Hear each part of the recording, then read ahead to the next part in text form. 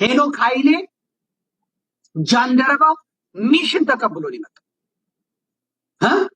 ይሄንን ያየ የአሜሪካ ሴናተር፣ ይሄንን ያየ የተባበሩት መንግስታት፣ ይሄንን ያየ የዓለም መንግስታት በኢትዮጵያ የእምነት ነፃነት የለም፣ በኢትዮጵያ ያሉት ክርስቲያኖች ይጨቆናሉ፣ በኢትዮጵያ ያሉ ኦርቶዶክሳውያን ይገደላሉ ቢባል ማን ነው የሚያምነው? ማንም አያምነው። እውነቱን ልንገርህ፣ ቦሌ መድኃኔዓለም ይሄ የምታየው መድረኩን አምጣልኝ፣ መድረኩን ሳብልኝ። ይሄ የምታየውን መድረክ አዳነች አቤቤ ናት የከፈለችው። የአዲስ አበባ አስተዳደር ነው የከፈለው። የሰሩት ፕሮቴስታንቶች ናቸው። መድረኩን ያቋቋሙት ፕሮቴስታንቶች ናቸው። ቶፕ ቪው ቀረጻ የሚካሄደው ለዓለም መንግስታት ነው። ክርስቲያኖች በተጨፈጨፉ ማግስት የሚመጣ ነው። እዚህ ላይ በኢትዮጵያ ውስጥ የኢትዮጵያ ሰንደቅ ዓላማ የለም፣ ተመልከቱ። የቤተ ክርስቲያኒቷ ሰንደቅ ዓላማ የለም፣ ተመልከቱ። ምክንያቱም አውደም ስቴጁን የሚሰሩት ሰዎች ኦርቶዶክሳውያን አይደሉም።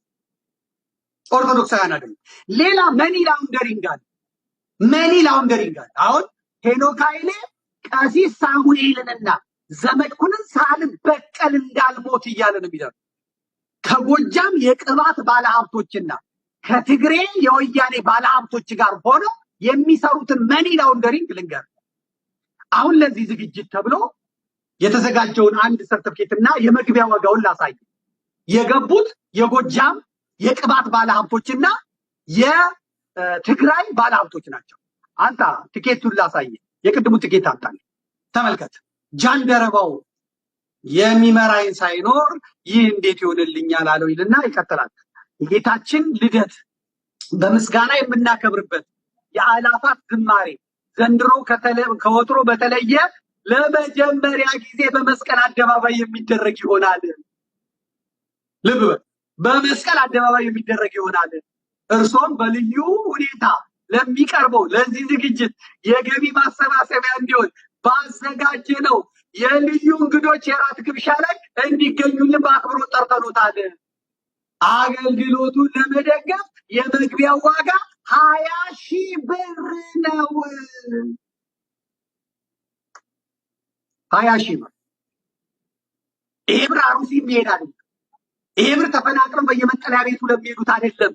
ይሄ የኢትዮጵያ ምዕመናን ግጦ የግብረ መልሱን እንዳትሰጡ የሚያደርግ ይሄ ሊሰመርበት አይቀር። መንግስት ተዘጋጅቶበታል።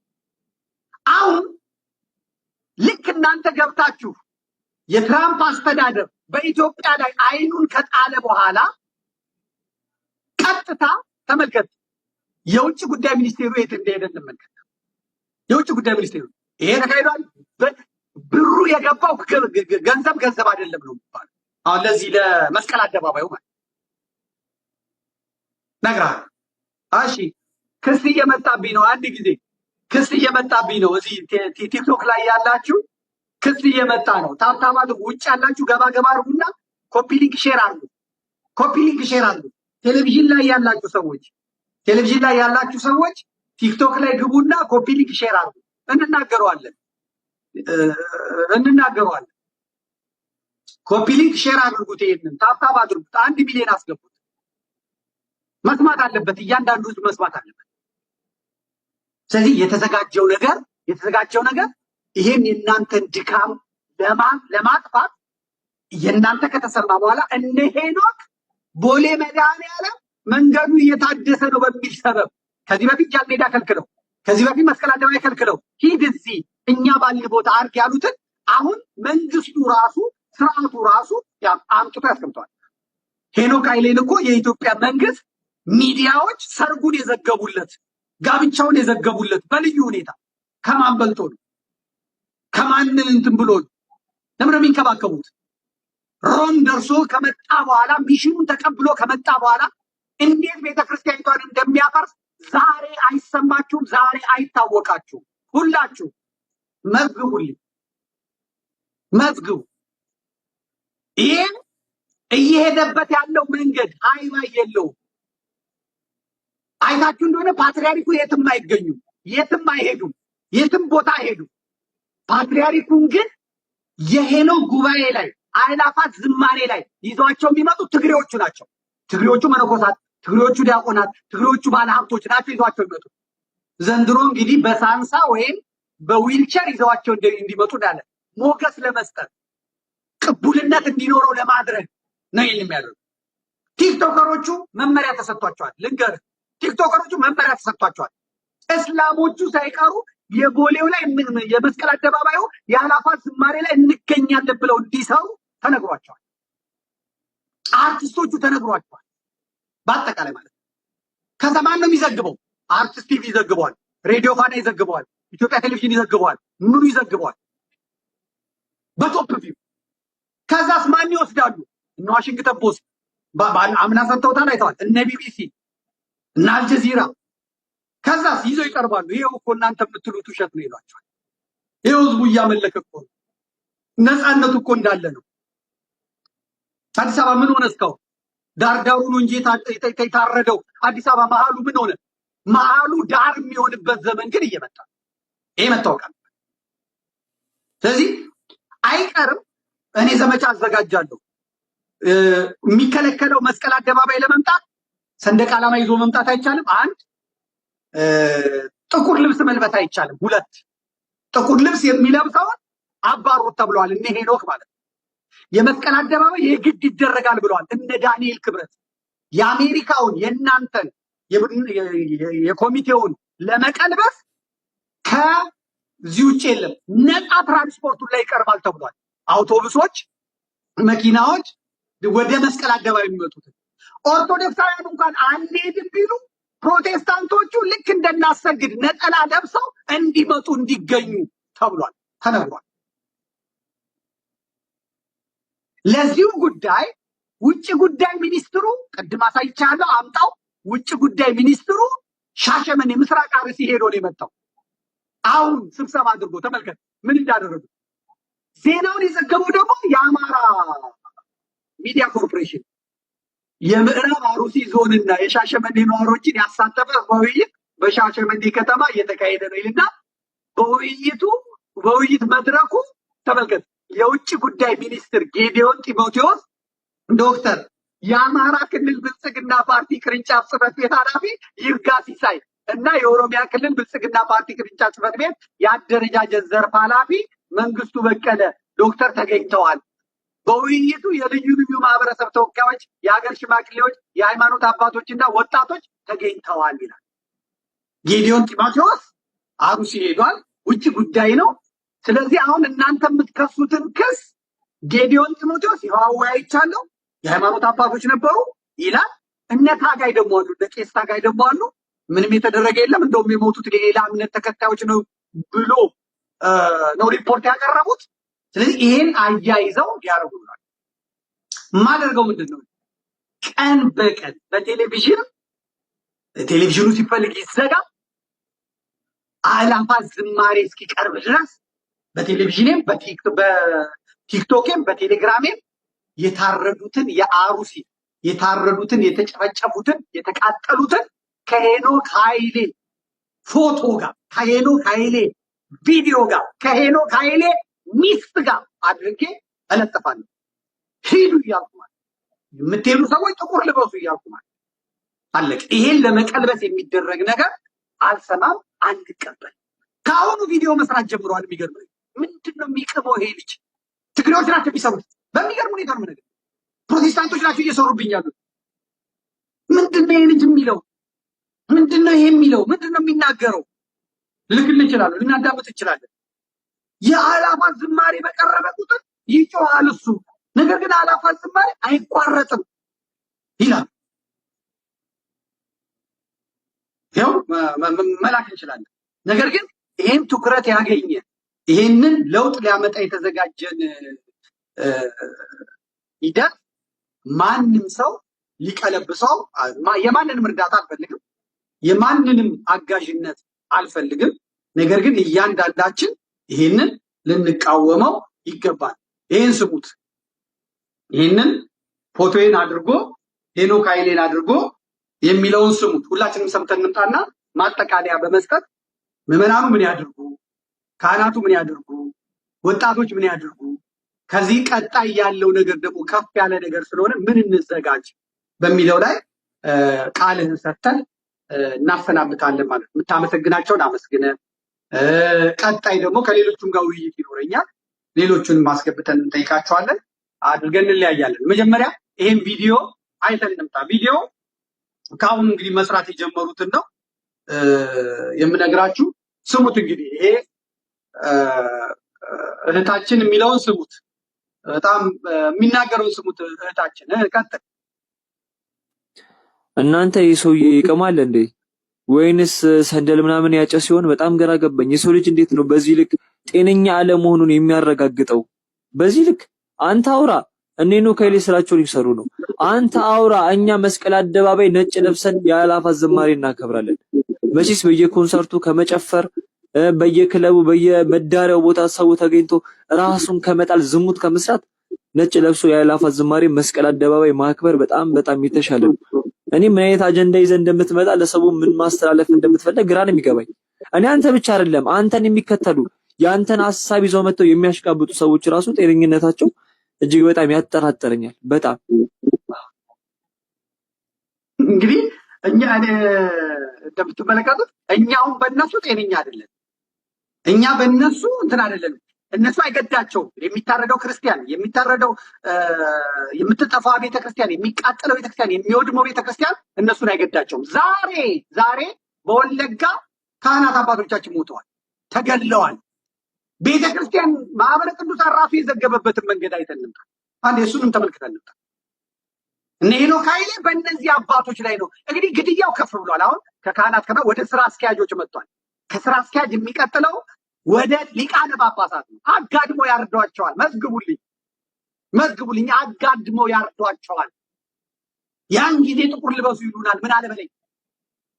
እንመልከት። ማህበረ ቅዱሳን የዘገበው የሆሮ ጉድሩ ወለጋ ሀገረ ስብከት ስራ አስኪያጅ እና የማህበረ ቅዱሳን አባል በታጣቂዎች ተገደሉ ይላል። ኢኦቲሲ ኤምኬ ቲቪ ታህሳስ 5 2018 ዓ.ም ይልና የህዳር ጽዮን ማርያምን በዓል በሆሮ ጉድሩ ወለጋ ሀገረ ስብከት ስር በምትገኘው በአረቶ ማርያም በዓሉን አክብረው ሲመለሱ ሻምቡ ከተማ መዳረሻ ሲደርሱ የሆሮ ጉድሩ ወለጋ ሀገረ ስብከት ስራ አስኪያጅ መላከ ኤዶም ቀሲስ ዱጉማ እና በርካታ የሀገረ ስብከቱ ሰራተኞችና የወጣት ማህበራት አገልጋዮች በህገ ወጥ ታጣቂዎች መወሰዳቸው ይታወቃል። ሌሎች ተፈተው ቆይተው ወደ ቤተሰቦቻቸው የተመለሱ ሲሆን በትናንትናው ዕለት የሀገረ ስብከቱ ዋና ስራ አስኪያጅ መላከ ኤዶም ቀሲስ ዱጉማ ኡፋና የማህበረ ቅዱሳን አገልጋይ የሆኑት ቀሲስ ደሳለኝ ነሞምሳ በህገወጥ ታጣቂዎች መገደላቸው ተገልጿል ይላል። መረጃው የዩቲሲ ነው። ተመልከቱት እንግዲህ የሚለዋል ህገወጥ ማን ነው? ህገወጥ አያችሁ፣ ኦሮሞነት አያድንም። አሁን እነዚህ ሰዎች ከስማቸው እንደምናየው ዱጉማና ሁንዴሳ ነሞምሳ ናቸው፣ ኦሮሞዎች ናቸው። ኦሮሞነታቸው አያድናቸው። ወለጋ ያለው ጴንጤ፣ ወለጋ ያለው የጫካ የገባው የዋሃቢ እስላምና ጽንፈኛ ፕሮቴስታንት ዋና ጠላቱ የኢትዮጵያ ኦርቶዶክስ ቤተክርስቲያን ናት።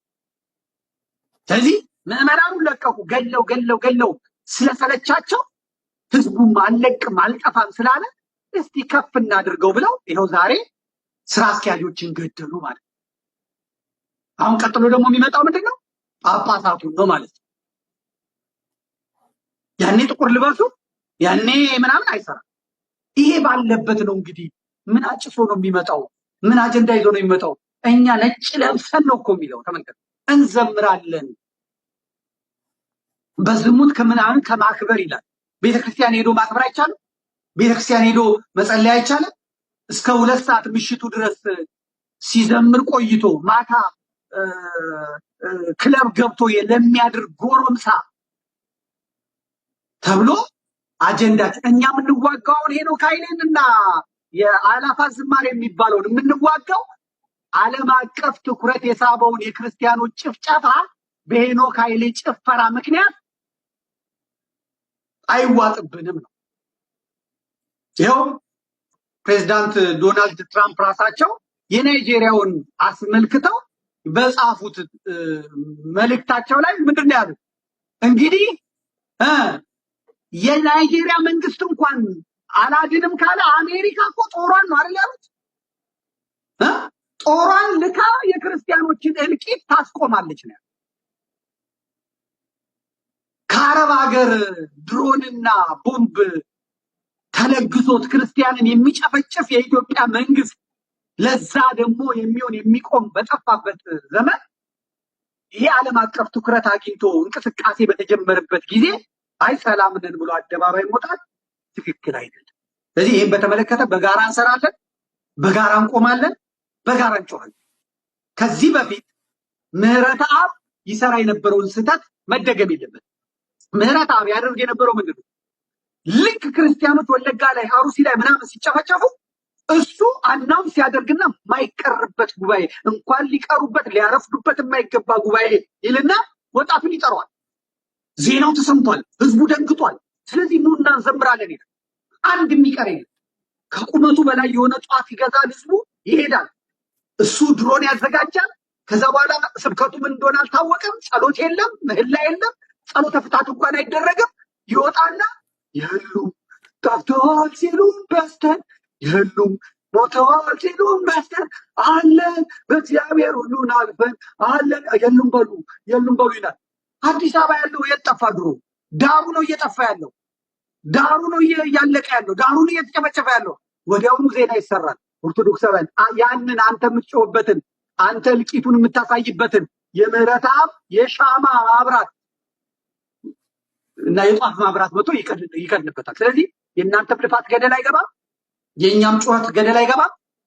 የአእላፋት ዝማሬ ዘንድሮ ጥቁር ለብሰን ማቅ ለብሰን ጧፍ እያበራን ጸሎተ ፍታት እየተደረገ በቤተ ክርስቲያን በጌታ ልደት ቀን የምናከብረው እንጂ ከሄኖክ ኃይሌ ጋር የአዳነች አበቤን ስፖንሰር የመንግስትን ስፖንሰር ያደረገው ጉባኤ ላይ ተገኝተን መንግስታዊ እንክብካቤና ጥበቃ የሚደረግለትን ከሲኖዶስ ያፈነገጠ አቡነ አብርሃም ለምን እንደፈቀዱ እናውቃለን። የጎጃም ቅባቶች ለምን ፈንድ እንደሚያደርጉ እናውቃለን። ሰሞኑን 3 አብያተ ክርስቲያናት ደብዳቤ ይለጥፋለሁ። አሁን በኋላ አንተ ተናገርክ በኋላ ይለጥፍልናል። በኢትዮጵያ ኦርቶዶክስ ተዋሕዶ ቤተክርስቲያን ስራ አንሆንም ብለው ደብረ ማርቆስ አካባቢ ያሉ፣ ብቸና አካባቢ ያሉ፣ ምናምን አካባቢ ያሉ አብያተ ክርስቲያናት ከኢትዮጵያ ኦርቶዶክስ ቤተክርስቲያን ተለይተዋል። ደብዳቤው ደርሶኛል። አቡነ አብርሃም አንድ ቀን ሰው ሞተ ብለው አንድ ቀን ሊቃውንት ሞተ ብለው ያውቁ። ሄኖክ ኃይሌን ሮም ድረስ በደብዳቤ ጽፈው የላኩት አቡነ አብርሃም ናቸው። አቡነ አብርሃም አሜሪካ ውስጥ ምን አይነት ብጥበጣ እንዲያዘጋጁ እናውቃለን። የማታ ማታ እኔ ተናግሬያቸው አላውቅም። የማታ ማታ ግን እግዚአብሔር የሚያመጣባቸውን ፍዳ ይቀበላል። ዛሬ ሄኖክ ኃይሌን ተክለውብን ሌላ ጣጣ እያመጡ የጎጃም ቅባቶች ለሄኖክ ኃይሌ መምህር ዲያቆን ለሄኖክ ኃይሌ የመንፈሳዊ አማካሪ ብሎ 400,000 ብር ኢንቨስት የሚከፍለው አለ። ታምነኛል። በካምፓኒው ውስጥ ካህን አይደለም ወቅ መውለዱን አላውቅም። እኔ ማግባቱን አግብቷል ብለውናል። እኛም እንኳን ደስ አለ ብለናል። መውለዱን አላውቅም። ነገር ግን የካምፓኒው አማካሪ ተብሎ 400,000 ብር ይከፋል። የሚሰጠዋል ሰነዱን ነው እጄ ላይ ያስገቡ። ቀላል ነገር አይደለም። ዝም ብለው አይተውታል። እነ ብርሃኑ አድማስ እነ ምናምን እነማ ከኋላ ግርግር አይተህ የገባ በሙሉ ደም እንባ ታለቅሳለህ። የሄኖክ ኃይሌ አካሄድ ለሌላውም አይገባውም። መዝግቡልኝ። ዘመድኩን ብሎ ነበር ትሉኛል። በሚስት አልተጣላንም፣ በርስት አልተጣላንም። እኔ ከሄኖክ ኃይሌ ጋር ተገናኝቼም አላውቅም። እግዚአብሔር በሚያውቀው ማለት ነው። መዝግቡልኝ። ግን ሄኖክ ኃይሌ ይዞት እየመጣ ያለውን ጣጣ ለቤተ ክርስቲያን እያደረሰ ያለውን ጣጣ መዝግቡልኝ። አሜሪካ የተዘጋጃችሁ አላችሁ፣ አውሮፓ የተዘጋጃችሁ አላችሁ። አላወቃችሁትም ምን እየመጣብን እንዳለ ማለት አይቆምም። ዘመድኩን አያስቆመንም። ላስቆመ አይደለም እኔ ሰማይ ስሚ መሬት አድብቼ ቤተክርስቲያን መስክር ይልን። ስለዚህ ሀሳብህን ሰጥተህ ማሳሰቢያ ሰጥተህ መልእክትን አስተላልፈን በቀጣይ ምን ማድረግ አለብን የሚለውን አስተላልፈህ እንጨርሳለን። ማለት መልካም። እሺ፣ ከልብ አመሰግናለሁ። አሁንም በድጋሚ ሶስት አራት ነጥቦችን ላንሳ። ምናልባት የመጀመሪያው ምሳሌ አሁን እንደው እዚህ ሲያትል የተካሄደውን አንድ ጉባኤ ላንሳ። ዘመድ የአእላፋት ዝማሬው ምሳሌ ሲያትል ተከናውኗል። አሁን ከሆኑ ቀናት በፊት ሲያትል ላይ የነበረው በጣም ፍትሃት ነበረው። በደንብ ምን ነበረው ግን በጣም የሚገርም ነገር ከዚህ በፊት ስንደነዘዝባቸው የነበሩ ወርዶች ምሳሌ አሉ። ምን የተገደልን እንበዛለን፣ ቀኝን ሲመታ ግራህን ስጥ ምናምን የሚሉ ሲያትል ላይ ምንድነው ባነር የተሰራው ካያችሁት? እያለቀስን እንዘምራለን። አዎ እኔ አሁን ቀደም በደንብ አስረግጬ ተናግሬያለሁ። ከማንም ጋር የግል ጉዳይ የለብኝም። አንደኛ ጉዳይ ቤተክርስቲያን ናት። እኔ ብቻ አይደለሁም ኮሚቴው ውስጥ ያለ አሁን እንደ ኮሚቴ ነው የምናገረው። ከየትኛውም አይነት ፖለቲካ ከየትኛውም አይነት ዘር ምናምን የሚባሉ ለኛ የሚመጥኑን አይደሉም በዚህ ኮሚቴ ላሉት። ይሄን በደንብ ልትሉልን እንፈልጋለሁ። ምን ማለት ነው? የፈለገ ፖለቲከኛ ቢመጣ የፈለገ ሌላ ጉዳይ ያለው ሰው ቢመጣ በዚህ ኮሚቴ ውስጥ ተቀባይነት የለውም። ስንጀምር አብረውን የጀመሩ ነበሩ መምህር። እሺ ግንኙነት ያቋረጥናቸው ብዙ ሰዎች አሉ። ሌላ አጀንዳ ይዘው መጡ። ግማሹ የእንትን ፖለቲካ ላይ ያደረገው ሲሞክር፣ ግማሹ ምናምን ሲል ጉዳያችን አንዲት ርትዕት ተዋሕዶ ቤተክርስቲያን ብቻና ብቻ ናት። አስረግጬ ነው የምነግራቸው። ይሄን በዚህ ሂደት ውስጥ ምናልባት አሁንም ምሳሌ አሁን እንደዚህ ስንመጣ ትግሉ ተጠለፈ የሚል አለ። ኦርቶዶክሳውያን እንንቃ ነው የምለው እኔ። የምንኖረው ምሳሌ አሁን እኔ ምሳሌ አሜሪካ ነው የምኖረው። 10 ሰዓት 11 ሰዓት ላይ ቁጭ ብዬ ምናምን የምልበት ጊዜ አይደለም። ማወቅ አለባችሁ ይሄንን። ኦርቶዶክሳውያን ዋጋ የሚከፍል ትውልድ አለ ከጀርባ። ስለዚህ ይህን ዋጋ የሚከፍልን ትውልድ ሌላ ነገር ይዞ መጥቶ ለማበላሸት አትድከሙ ባካችሁ። ለዚህም በፊት ደጋግሜ ስለተናገርኩት በየቀኑ እየወጣሁ ስለተናገርኩት እኔ አንዲት ኦርቶዶክሳዊ ተዋሕዶ ቤተክርስቲያንን የምከተል ያውም የአባቶቼ ልጅ ነኝ። ይሄን አስረግጥ በደንብ እንድታውቁልኝ ይፈልጋለሁ። ስለዚህ የሆነ ያልሆነ ጉዳይ እያመጣችሁ የቤት ስራ አትስጡን። የምንቀበልበት ጊዜ አብቅቷል። አሁን አንደኛው እሱን ያዙልን። ይህን ትግል ማንም ሊጠልፈው አይችልም።